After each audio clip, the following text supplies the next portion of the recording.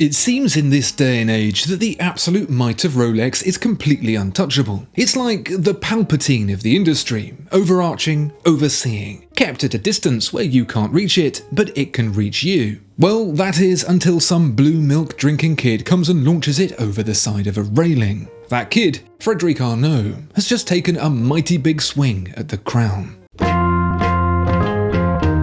The storied journey of Rolex has been told many a time, so I'll condense it into a montage of flashbacks for you to save us all the effort. In the early 1900s, some German dude named Hans realised there was an untapped niche in the once great industry of British watchmaking, namely wristwatches. The greats from Switzerland were still noodling about with pocket watches, so there was no chance to compete with that. So he took tiny, high-quality movements from ladies' pocket watches and got them cased up as wristwatches in England. Then there was a war, where trench-bound soldiers found it easier to count down the time to their inevitable demise via their wrists rather than from their pockets, and the tide started to turn in Rolex's favour. Rolex seized the opportunity to grab every wristwatch record it could for accuracy, water resistance, functionality, everything. This wasn't a watch for posing with at the opera. It started life in the field of battle and would continue on strapped to the wrists of professionals. Divers, pilots, scientists, astronauts, cave divers, racing drivers,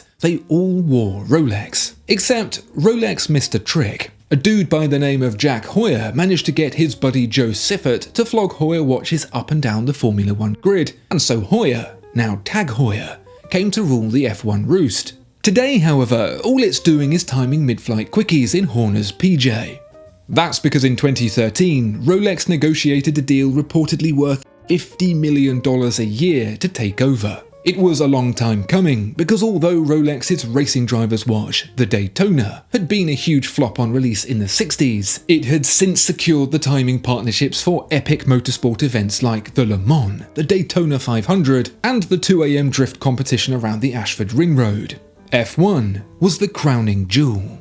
Now, I've been falling asleep to the F1 since I was a kid, but ever since former owner and Quentin Blake illustration Bernie Eccleston sold it to Liberty Media, it's been on the rise. With the success of the Netflix series The Life and Times of Gunther Steiner, plus the upcoming film where a 60-year-old man competes for the F1 championship by beating the others in the most physically demanding part of an F1 race, the corners, F1 has never been more relevant to Rolex.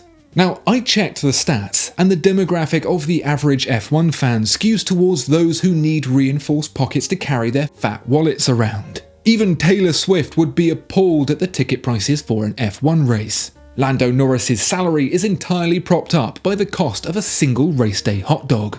Rolex isn't the only player in town, however. There are watch brands up and down the grid, including Tag Heuer and Rolex subsidiary Tudor, sponsoring teams and drivers. Richard Mille, for example, played the "I found him first" rule on Fernando Alonso, so they get dibs over team sponsor Gerard Perregaux. But it's the word Rolex that's seen 800 million times around the circuit. It's a fluted bezel we see around the clocks straddling the pit lane. You might notice actually that Rolex tends to lean more towards the sports themselves than individual ambassadors. The number of people who are actually publicised by Rolex as friends of the brand is very small. They basically went all in with Jackie Stewart. Otherwise, Rolex sponsors the golf, the tennis, the F1. They're above getting the hot ticket.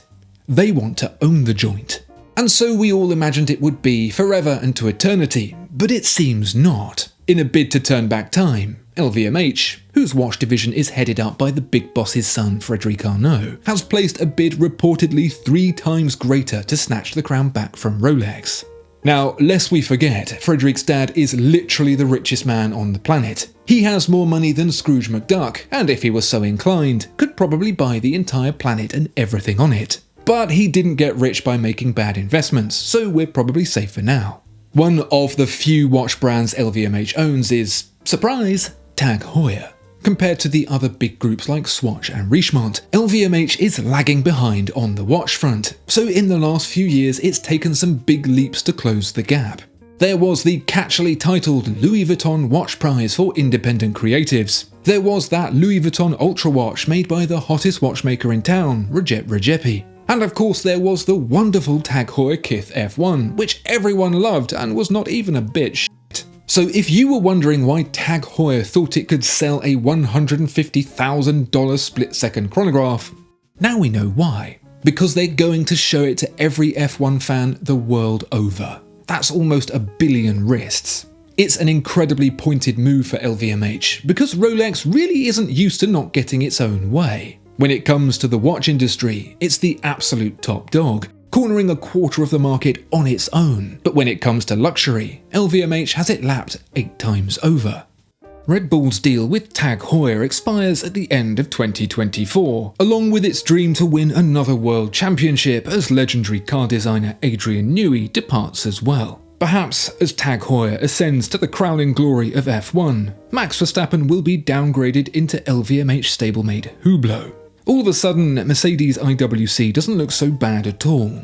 By the way, I'm just assuming here that Tag Heuer is the default choice for LVMH to choose as timing partner for Formula 1. Its other watch brands max out at Bulgari, Zenith, Louis Vuitton, kind of, and Hublot. Given Tag Heuer's history with F1 and the fact it literally has a model called the F1, I don't see any reason why they'd choose a different brand. That and picking Hublot would be like appointing the Haute Tour girl as the UN's ambassador for culture. I think there might be a little fly in the ointment here though. We've been through some weird times, and I find myself in the position where I look at the price of a Tag Heuer, and the price of an Omega, and the price of a Breitling, and Rolex almost looks like good value. Strong residuals, dominant branding, reasonable entry point with the Oyster Perpetual, and just damn good watches. Pound for pound, it's almost hard to justify choosing a Carrera chronograph over a Rolex Datejust. Of course, some people will see it differently, and the extra exposure will for sure bring more sales into Tag Heuer, but it perhaps feels a bit like the driver pushing the car by using F1 to make people want Tag Heuer watches. Would it not be more productive to create good Tag Heuer watches and then make people aware of them by campaigning with sports like the F1? Maybe that's what Frederic thinks the split-second Monaco is. The recent addition of the glassbox chronograph to the Tag Heuer lineup shows the marked difference a better product can have for a brand. It seems akin to pointing out that dog shit stinks to say so, and of course it's far easier to say than do, but this brute force approach to marketing in isolation seems to be a terribly inefficient way to go about it. Well, I suppose when you've got more money than Ocon has penalties, it doesn't really matter. What do you think about Rolex leaving F1 and being replaced by Tag Heuer? Do you think Tag Heuer is ready to take on such a position? Will Jos Verstappen go and get his own damn hobby? Let me know your thoughts in the comments below. And a big thanks goes to my wonderful Patreons who you can join in the link in the description. And remember, if we've learned anything from F1, rules are for losers. Winners do what they want. See you next time.